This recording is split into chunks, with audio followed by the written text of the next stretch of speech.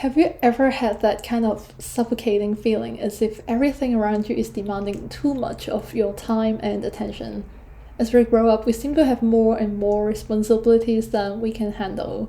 And somehow, even in lockdown, we don't seem to get a break with all those worries and anxiety in our head.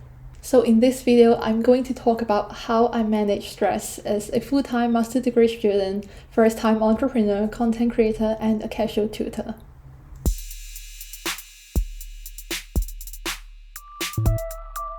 Hello everyone and welcome back to the channel. My name is Venus and I'm a second-year music therapy student in Sydney. So before I became a full-time master degree student, I have been an accountant for 5 years. Now, I'm not even gonna lie, life was so much simpler back then. You only have like one full-time job that occupies your 9 to 6 Monday to Friday and you're free to do whatever you want. But the thing is, that's not what I wanted. I had like multiple passions and projects and that job was not fulfilling for me. That's why I started this channel 3 years ago. And I was just kind of uploading covers here and there without like a solid plan. But then I wanted to get more serious into posting stuff. That's why I started to realize how important it is to have systems in place to track all your projects, the status, and the tasks.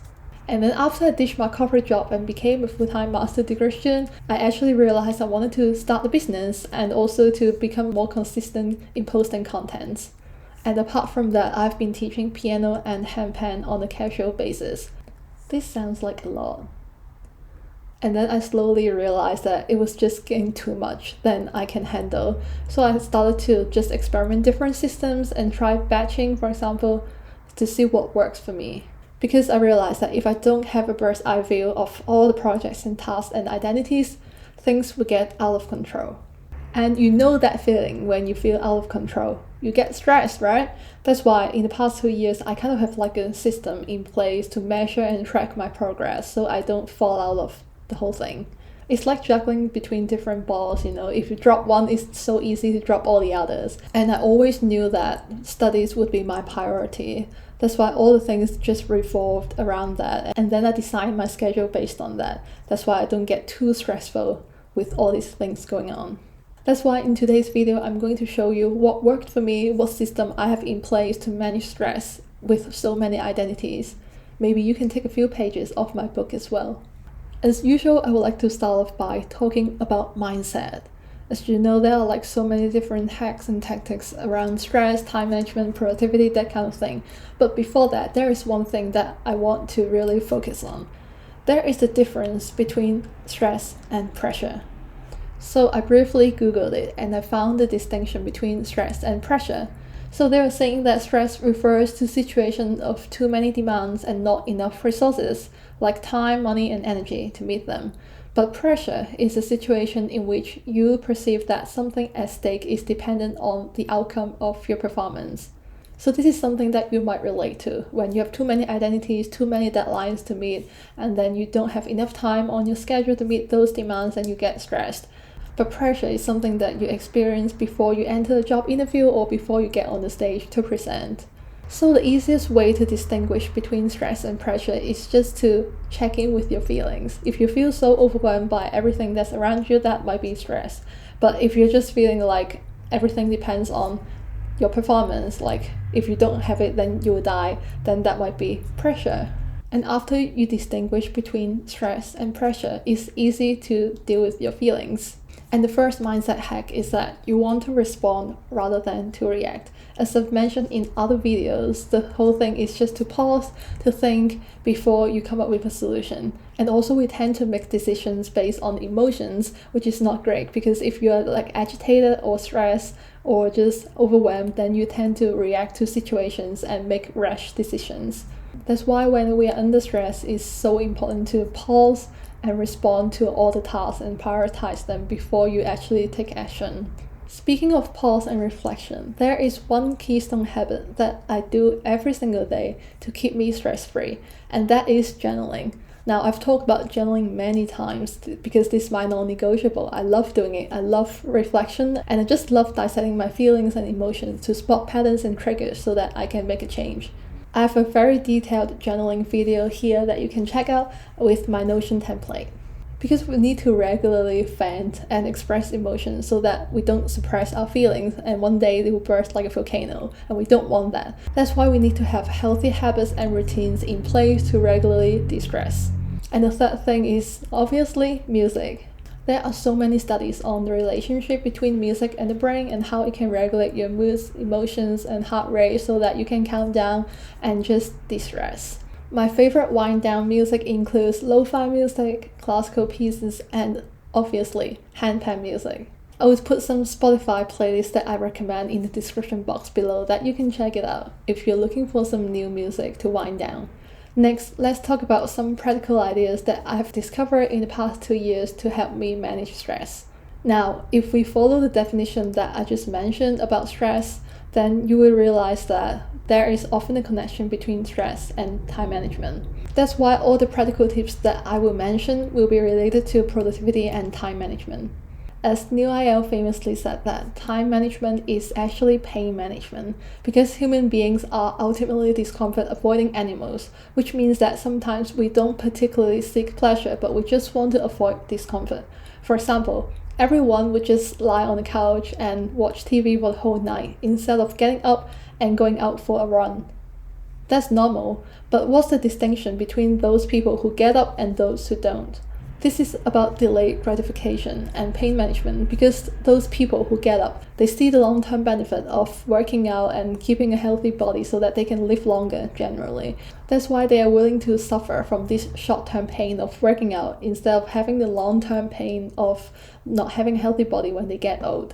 So when we don't have a good pain management skills, we tend to have distractions and procrastination. And this is where stress comes from, because we think we don't have enough time. And our behaviors eventually lead to tight deadlines and our plate being overloaded. Another great example of why time management is pain management is that oftentimes we think about the project and it just looks so daunting that you don't know where to start. That's why you just procrastinate. But the thing is, after you've begun, you gain the momentum to keep going. The first step is always the hardest one, only if you're willing to overcome that pain. So the first step, from what I've found useful, is just to eliminate unnecessary tasks and try to delegate if possible. Because I think that productivity isn't about doing more things with less time, but doing the right things with current resources. And the bonus is, if you have fun, then that's better. And there is one question that I always ask myself when I start a project. What is the minimum viable dose to get this done with?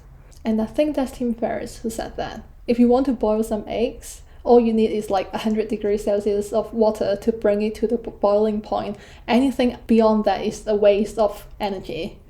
And I think that applies to productivity as well. And that's what I think about when I start a project. Like, what's the minimum that I can do to achieve like a good enough standard?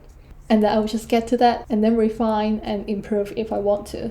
But the main point is just to get the minimum dose done with the least amount of energy as possible. Applying this method should help you eliminate more unnecessary tasks so that you can focus your time and energy on the right things. So after you've done that, you can use some solid systems to get your priorities right. So obviously I use Notion to do that. I have a task list and I know what's important but not urgent for me. So I don't really buy into the whole to-do list concept after reading Neil Il's article, because he was saying that people who keep a to-do list will just keep adding stuff to the list because it's easy, like no friction. But then at the end of the day, they will beat themselves up because they don't complete all the tasks. But then what's the point of like losing momentum and self-esteem? That's why he recommended time blocking, which I still do, but I also keep a task list with me on Notion because I think it's important to track my progress, because I have too many projects on hand as someone who have multiple identities. And essentially the task list is the same as the task that you're gonna do when you're in a particular time block. That's why I think the current system works for me, but then it's important to find out what works for you as well. Ideally, you want to work on the important but not urgent things so that you can get the maximum done. And also keeping a task and project list just gives me a bird's eye view of my progress. So after you have a solid system, it's time to get organized and plan ahead. And I always start early because I understand how hard it is to just start, and I don't want to procrastinate until the last minute. I used to be a deadline fighter, not gonna lie, but then now I've changed. I always start early. And there is one trap that I keep falling into over and over again. which is the fact that we always overestimate our abilities and underestimate the time needed for any particular task. That's why plan ahead and start early. And the next point is about rest. I believe that rest should be part of the productivity equation because it helps you recharge and refocus. And I found out what works for me is to take small doses of rest throughout the whole day, instead of working non-stop for 5 hours and then write the whole day off. And that's why recently I've incorporated 15 to 20 minutes walk in my day every single morning, and I also schedule my workout at around 5 p.m. to signal that's the end of the workday and I shouldn't do anything work related after that. Another point I want to highlight regarding rest is to take a real rest. Don't scroll social media because that messes up your brain basically. You want to just really chill and not think about work. And I don't see why you have to add more stress and anxiety when you rest. And yeah, I believe that small doses of rest incorporated your workout is the best way to de-stress. If you are now thinking that, hang on a minute, I don't even have 5 minutes to spare to walk or to work out, what should I do? Then I suggest really going through your calendar and see where has your time gone. Because we are all fair, right? We all have 24 hours to spend and we can't take it back. That's why it's important to manage time, to budget time just like you budget your money. I always put my physical and mental health first. That's why these habits are non-negotiables for me. I never skip my workouts. And everything will fall into places nicely after you sort out your priorities. So these are all my stress management tips for someone who has so many identities. So in a nutshell, we want to distinguish between stress and pressure, to respond rather than to react, and then to journal. Listen to some music and meditate if you need to, and then have a solid system in place that helps you navigate through your different projects. And in between that, you want to have good quality rest so that you always have energy to work on your tasks. It all comes down to regaining a sense of control in your life. You want to know what is under your control and let go of what is not. And have a clear mind before you start working so that your energy is always devoted to worthwhile projects. It takes practice, but with this mindset and time management tips, we can all live a happier, more fulfilled life with less stress. If you have enjoyed this video, make sure to check out this video here where I talk about using Notion as a diary to keep track of everything. I do use Notion for everything, and at some point later I will make more videos about my workflow and my content calendar, etc. Thanks for watching, and I will see you later.